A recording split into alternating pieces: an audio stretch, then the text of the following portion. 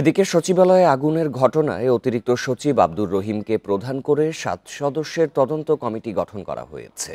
তাদের ৭ কর্মদিবসের মধ্যে প্রতিবেদন দিতে বলা হয়েছে। এ নিয়ে আরও জানাতে সচিবালয় থেকে যোগ দিচ্ছেন সহকর্মী হাসিফ মাহমুদ শাহ।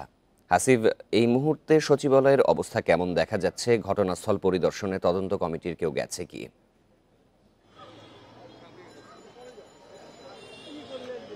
দেখেন, এই মুহূর্তে কিন্তু বেলা 4টা বাজে, সচিবালয় কিন্তু 5টার সময় শেষ হয়ে যায়।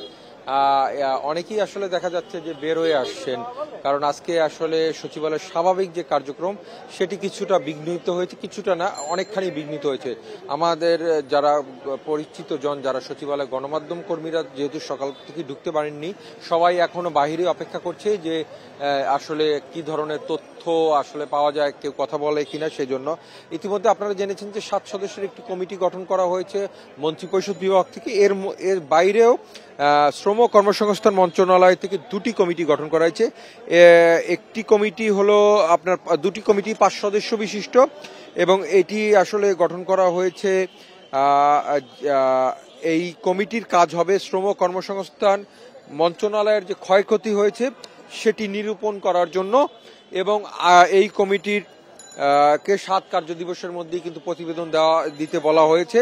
এর বাইরে আরেকটি কমিটি গঠন করেছে, সেই কমিটিতে বলা হয়েছে যে কেন ঘটলো, তারা নিজস্ব একটা তদন্ত শ্রম ও কর্মসংস্থান মন্ত্রণালয় থেকে তারা নিজেরা তাদের মন্ত্রণালয় কিভাবে আগুনটার সূত্রপাত হলো সেটি তারা তদন্ত করে দেখবে। এই মূলত যদি আমরা বলি যে এখন সরকারের পক্ষ থেকে একটি মেইন কমিটি, এর পাশাপাশি অন্যান্য মন্ত্রণালয়গুলো, যে মন্ত্রণালয়গুলো ক্ষতিগ্রস্ত হয়েছে, তারাও কিন্তু কমিটি গঠন করছে। এই ঘটনার আসলে আসল ঘটনা কি, এটার সাথে কোনো নাশকতা রয়েছে কিনা, নাকি আসলে নিতান্ত শর্ট সার্কিট থেকে এই ঘটনা ঘটেছে সম্পর্কে কোনো তথ্য জানা গেছে কি, কেন ঘটলো বা কারা দায়ী আছে সেই বিষয়ে আমি শুনতে পাইনি প্রশ্নটি। হাসিফ, ক্ষয়ক্ষতির পরিমাণ সম্পর্কে কোনো তথ্য জানা গেছে?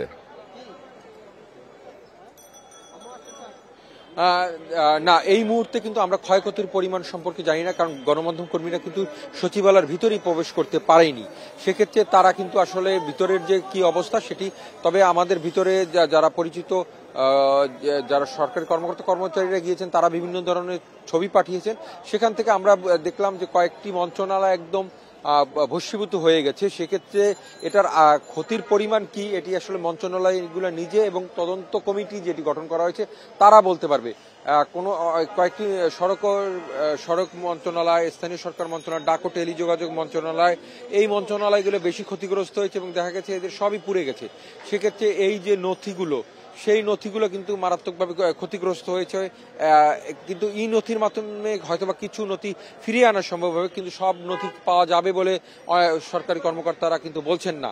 আর ক্ষয়ক্ষতির পরিমাণ আসলে এটি আসলে সরকারের পক্ষ থেকেই দেওয়া সম্ভব, এবং তারা হয়তোবা কিছু দিনের মধ্যেই 7 কার্যদিবসের মধ্যেই হয়তোবা সেটি প্রকাশ করবেন। পাশাপাশি ফায়ার সার্ভিসের পক্ষ থেকেও কিন্তু নিশ্চয়ই জানানো হবে, এবং স্বরাষ্ট্র মন্ত্রণালয়ের পক্ষ থেকেও জানানো হবে আসলে কেন ঘটনা ঘটলো বা কিভাবে ঘটনা ঘটলো এবং কি পরিমাণ ক্ষতি হয়েছে।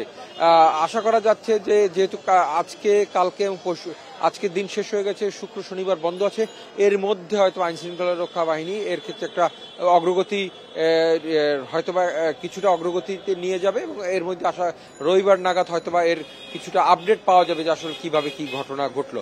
এই ছিল আমার কাছে সবশেষ। সচিবালয় অগ্নিকাণ্ডের বিষয়ে জানাচ্ছিলেন সহকর্মী হাসিফ মাহমুদ শাহ।